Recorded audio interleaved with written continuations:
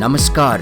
रिमाइन्डरको आजको यो अङ्कमा हामी डिसिजन मेकिङ सम्बन्धी केही दर्शन र एउटा सुन्दर कथा सुन्छौँ। तपाईँ के बन्न चाहनुहुन्छ? शिक्षक, कम्प्युटर एक्सपर्ट, डाक्टर, व्यापारी, इन्जिनियर, डेन्टिस्ट, नर्स और फोटोग्राफर। क्षेत्र जुनसुकै किन नहोस्, यी सबै कुरामा तपाईँको डिसिजनले पूर्ण भूमिका निर्वाह गर्दछ। तपाईँले आफ्नो डिसिजनलाई साकार पार्न के गर्नुहुन्छ? कसरी दिनचर्या चलाउनुहुन्छ? समय कसरी बिताउनुहुन्छ? के पाउनुहुन्छ, के गुमाउनुहुन्छ? तपाईँ को प्रति आकर्षित हुनुहुन्छ? तपाईँ कसलाई सुन्नुहुन्छ, कसलाई आफ्नो आइडल मान्नुहुन्छ? कसको सङ्गत मन पराउनुहुन्छ? आदि इत्यादिले तपाईँको डिसिजनलाई प्रभाव पार्दछन्। यहाँ हाम्रो भनाइ के हो भने डिसिजन इक्वल्स टु डेस्टिनी। निर्णय नै गन्तव्यको आधार हो।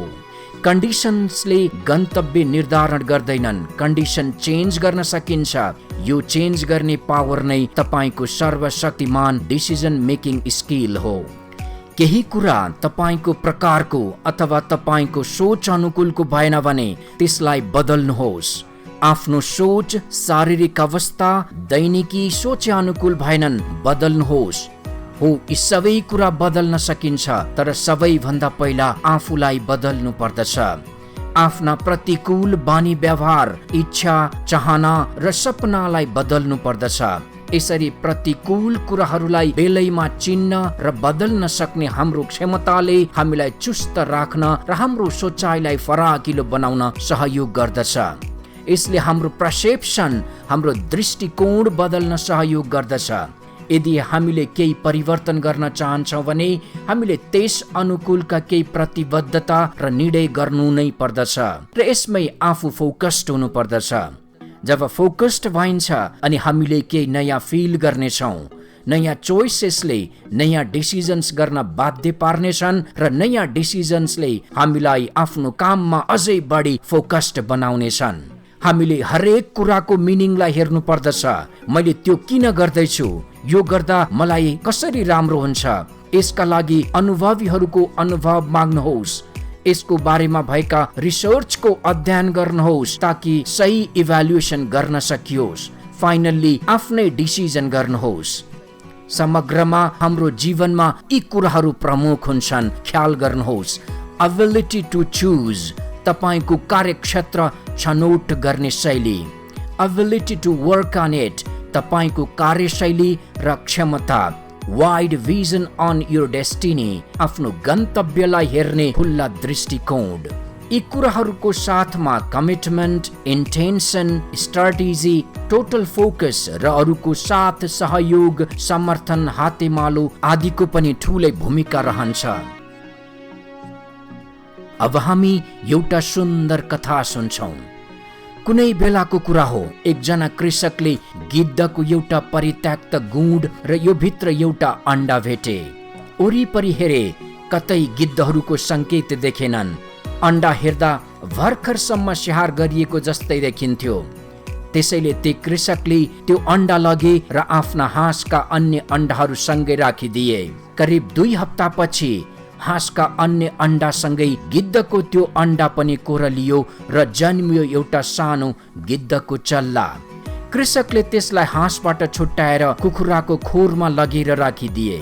दिन बित्दै गए, त्यो सानो गिद्धले अन्य कुखुराका चल्लाहरूले जस्तै दाना खोर्सेर अनि टिपेर खान थाल्यो। कुखुराका अन्य चल्लाहरूसँगै खेल्न र सबै व्यवहार उनीहरूले जस्तै गर्न थाल्यो। उसले आफ्नो लगभग पूरा जीवन कुखुराकै रूपमा बितायो। बाहिर दाना खोज्न र खान छोडिएका बेला पनि कहिल्यै आकाशतिर हेर्ने आँट गरेन, किनकि अन्य कुखुराले त्यसो गरेको उसले कहिल्यै देखेन। ऊ बुढो भइसकेपछिको कुरा हो। एक दिन उसका नजर क्षितिज परको दृश्यमा पुगे। उसलाई यो निकै राम्रो लाग्यो। यसै गर्दा गर्दै उसले माथि आकाशमा हेर्न पुग्यो। यो उसलाई झनै मनमोहक लाग्यो। आहा, कति सुन्दर आकाश, कति सुन्दर क्षितिज। यत्तिकैमा उसले एउटा गिद्ध आकाशमा मस्त उडिरहेको देख्यो। यो देखेर लोभिँदै उसले भन्यो, यदि म पनि गिद्ध भएर जन्मेको भए म पनि उ जस्तै कति मजाले उड्दो हुँ। हामी सबैले एउटा जीवन चोला बाँच्ने हो। हामी के गर्न सक्छौँ, हामीले के गर्न सक्दैनौँ त्यो हामीमा निर्भर गर्दछ। शरीरमा त्यो गुण छ र पनि इच्छा शक्तिहीनता र गलत सङ्गतले हामी जे छौँ त्यो बन्न दिँदैनन्। ऊ गिद्ध भएर जन्मियो र कुखुरा भएर बाँच्यो। जबसम्म हामी के हौं भन्ने थाहा पाउँदैनौं, हामी कुखुरा जस्तै आकाशतिर नहेरी जमिनमै धसिएर अनि यसैलाई सथोक हानेर जीवन बिताउँछौं। हाम्रो प्राइमरी कुरा हो हाम्रो सपना, जुन हामी भित्रै हुन्छ। आकाशतिर हेर्ने कि नहेर्ने हाम्रो डिसिजन हो। समयसँगै नहिँडे आकाश सैर गर्ने हामी जमिनमा दाना खोज्दै हराउन सक्छौं। जब यो सुन्दरता सैर गर्ने मन गर्छौं, त्यो निकै ढिला भइसकेको हुन सक्छ। याद गर्नुहोस्, तपाईले चाहेको कुरा तपाईको वंशज र गुणभित्र कतैबाट आएको हुन्छ। यसलाई बेलैमा सुन्नुहोस् र मनन गर्न ढिला नगर्नुहोस्। हवस् त, रिमाइन्डरको आजको अङ्क यति नै। फेरि भेटौँला। नमस्ते।